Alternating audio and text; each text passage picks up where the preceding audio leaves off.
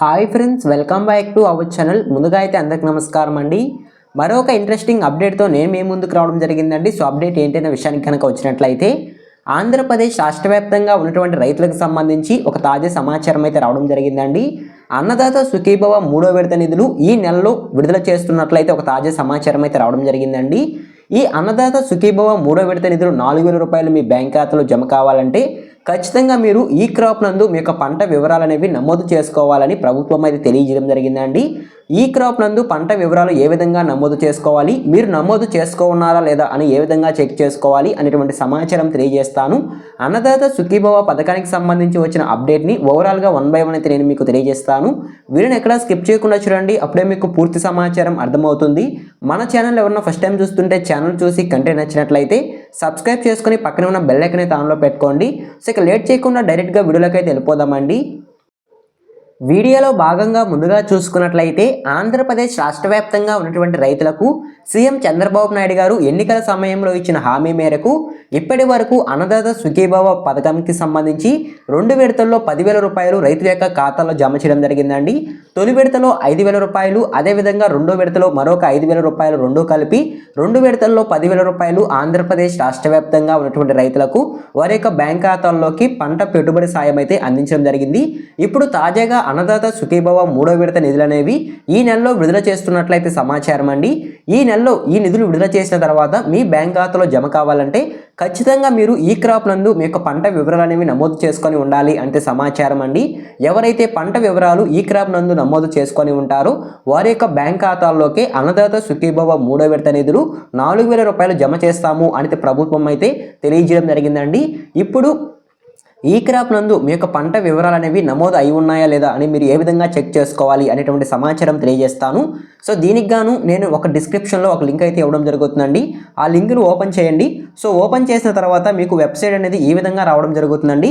ఈ విధంగా వచ్చిన తర్వాత సో మిమ్మల్ని క్రాప్ ఇయర్ సెలెక్ట్ చేసుకోమంటుందండి. సో ఇక్కడ రబీ 2025 అయితే సెలెక్ట్ చేసుకోండి. అదేవిధంగా మీ యొక్క డిస్టిక్, సో మీరు ఏ జిల్లాలో ఉంటున్నారో ఆ జిల్లా అయితే సెలెక్ట్ చేసుకోనండి.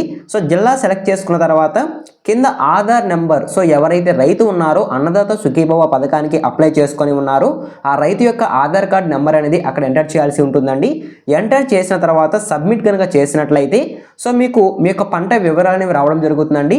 ఒకవేళ కనుక మీరు ఈ క్రాప్ నందు మీ యొక్క పంట వివరాలు కనుక నమోదు చేసుకొని కనుక ఉన్నట్లయితే సో మీకు ఏ పంట మీరు సాగు చేస్తున్నారు, మీకు ఎంత పంట ఉంది, సో మీరు ఎంత సాగు చేస్తున్నారు అనేటువంటి పూర్తి సమాచారం అయితే అక్కడ రావడం జరుగుతుంది. సో ఒకవేళ మీరు సబ్మిట్ చేసిన తర్వాత నో డేటా ఫౌండ్ అని కనుక వచ్చినట్లయితే మీరు మీ యొక్క పంట వివరాలు అనేవి ఈ క్రాప్ నందు నమోదు చేసుకోలేదు అనైతే అర్థమండి. సో ఒకవేళ కనుక మీరు ఇంకా ఈ క్రాప్ నందు మీ యొక్క పంట వివరాలు కనుక నమోదు చేసుకోకుండా కనుక ఉన్నట్లయితే మీ దగ్గరలో ఉన్నటువంటి రైతు సేవా కేంద్రాలకు వెళ్ళి అక్కడ ఉన్నటువంటి అగ్రికల్చర్ అసిస్టెంట్ని కనుక కలిసినట్లయితే సో ఆయన మీకు ఈ క్రాప్ నందు పంట వివరాలు అనేవి నమోదు చేసి ఇస్తారండి. సో ఓకేనా. సో ఎవరైతే ఇంకా ఈ క్రాప్ అనేది చేయించుకోలేదో అన్నదాత సుఖీభవ 3వ విడత నిధులు విడుదలయ్యే లోపు వెంటనే ఈ క్రాప్ అనేది చేయించుకోండి. సో ఓకేనా, మీకు అర్థమైంది అనుకుంటున్నాను. సో ఒకవేళ ఈ క్రాప్ నమోదు అనేది మీ స్వయంగా మీరే చేసుకోవాలనుకుంటే త్వరలో ప్రభుత్వం అయితే ఒక ప్రత్యేక యాప్ అయితే ప్రవేశపెట్టబోతుందండి ఈ క్రాప్కి సంబంధించి అయితే. అప్పుడు మీరు ఎక్కడికి వెళ్ళాల్సిన అవసరం లేకుండా ఆ యాప్లో మీరు మీ యొక్క పంట వివరాలను నమోదు చేసుకోవచ్చు.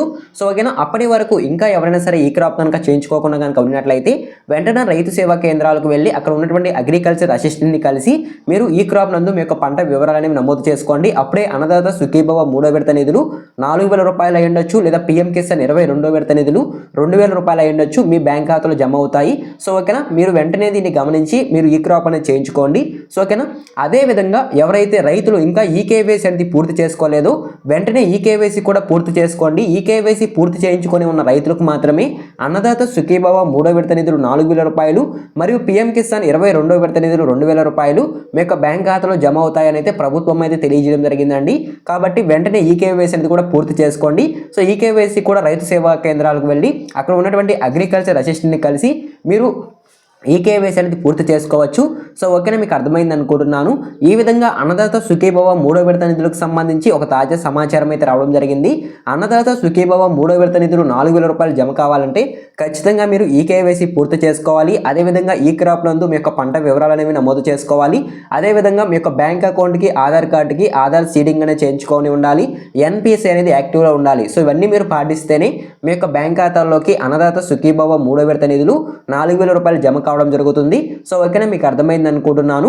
సో ఇదేనండి ఇవాళ వీడియో టాపిక్ అయితే. ఈ యొక్క ఇన్ఫర్మేషన్ మీకు నచ్చినట్లయితే లైక్ చేయండి. ఇలాంటి లేటెస్ట్ అప్డేట్స్ కొరకు మన ఛానల్ని సబ్స్క్రైబ్ చేసుకొని పక్కనే ఉన్న బెల్ ఐకాన్ ఆన్లో పెట్టుకోండి.